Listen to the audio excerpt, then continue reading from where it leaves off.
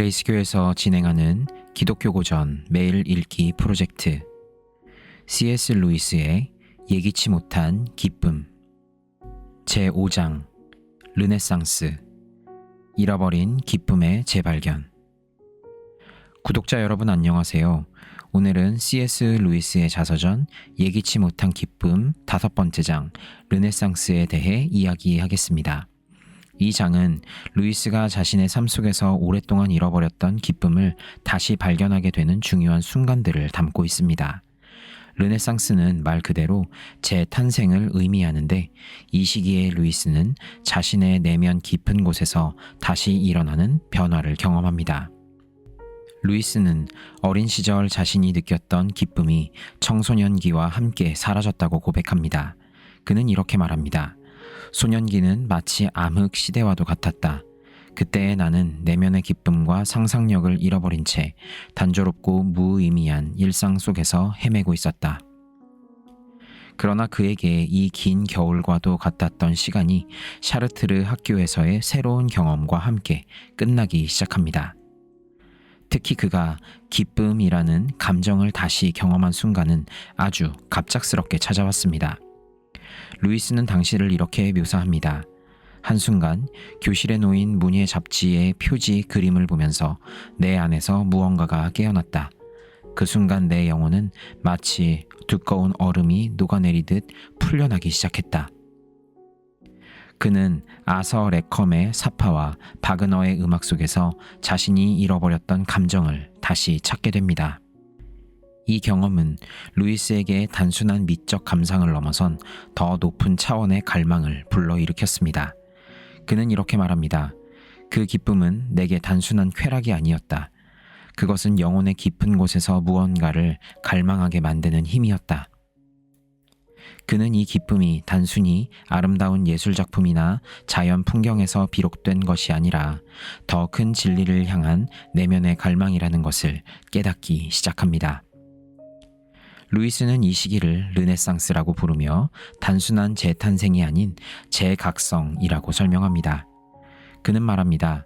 이 기쁨은 단순히 잃어버렸던 것을 되찾는 것이 아니라 내가 진정으로 추구해야 할 것을 발견하는 여정이었다. 이 경험을 통해 그는 자신의 상상력이 다시 깨어나고 잃어버렸던 영혼의 기쁨이 부활하는 것을 느낍니다. 또한 루이스는 이 시기에 북유럽 신화와 고전 문학에 심취하게 되며 그 안에서 자신만의 세계를 발견합니다. 그는 이렇게 회상합니다. 북유럽 신화 속에서 나는 내 영혼이 공명하는 소리를 들었다. 그것은 단순한 이야기가 아니라 나를 더 높은 곳으로 이끄는 기쁨의 노래였다. 이러한 경험은 그에게 더 깊은 의미를 찾고자 하는 갈망을 심어주었고, 이는 그의 신앙 여정의 중요한 전환점이 되었습니다. 이후 루이스는 바그너의 음악과 북방의 신화 속에서 느꼈던 기쁨이 단순한 감정 이상의 것임을 깨닫습니다. 그는 말합니다.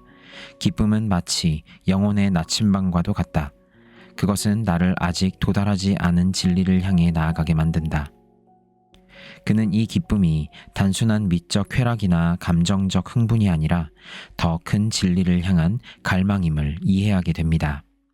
이때 루이스는 하나님과 신앙에 대해 복잡한 감정과 생각을 드러냅니다. 이 시기 그는 북유럽 신화와 바그너의 음악에 몰두하면서 기존의 기독교 신앙에 대한 의문과 갈등을 겪고 있었습니다. 그는 신화와 예술 속에서 깊은 감동을 느끼면서도 기독교 신앙에 대해 확신을 갖지 못하는 상태였습니다. 루이스는 당시의 자신을 이렇게 표현합니다.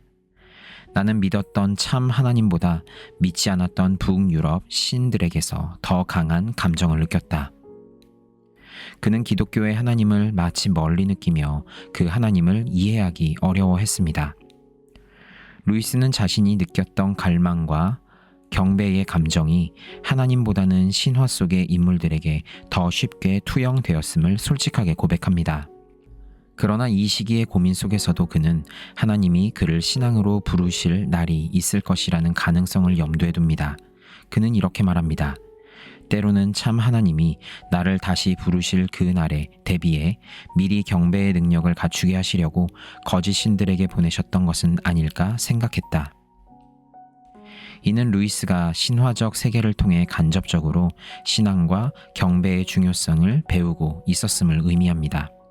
또한 그는 하나님의 벌조차 자비라고 이해하려고 노력합니다. 그는 이렇게 말합니다.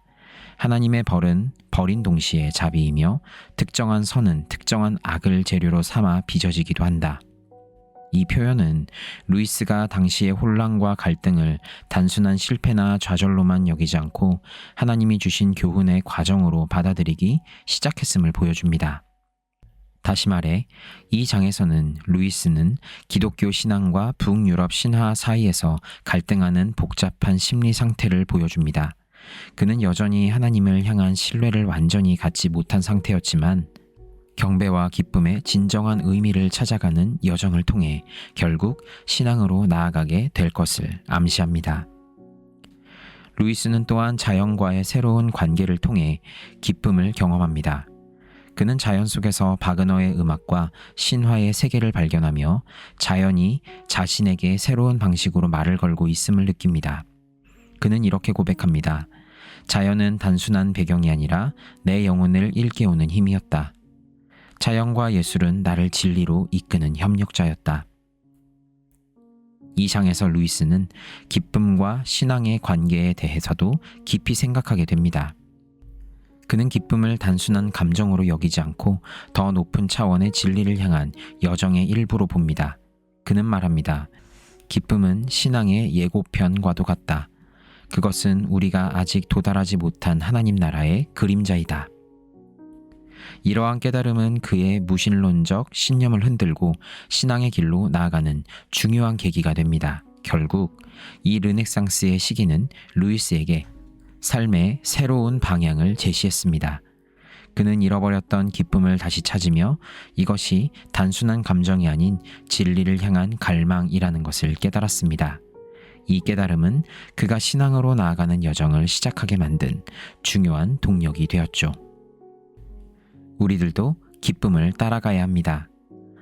루이스는 어린 시절 느꼈던 순수한 기쁨이 단순한 감정이 아니라 더 큰 진리를 향한 갈망임을 깨달았습니다.